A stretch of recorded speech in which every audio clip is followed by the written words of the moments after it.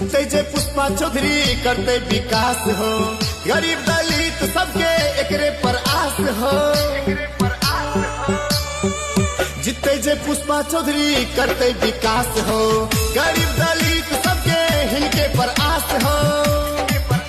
Vote बेची हाने बहकाव में, वोट बेची हाने बहकाव में। मधेश के भविष्य के सवाल छे हो, वोट मांगे छी हाथ जोड़ के, पुष्पा दीदी के जीते भैया। वोट मांगे छी हाथ जोड़ के, पुष्पा दीदी के जीते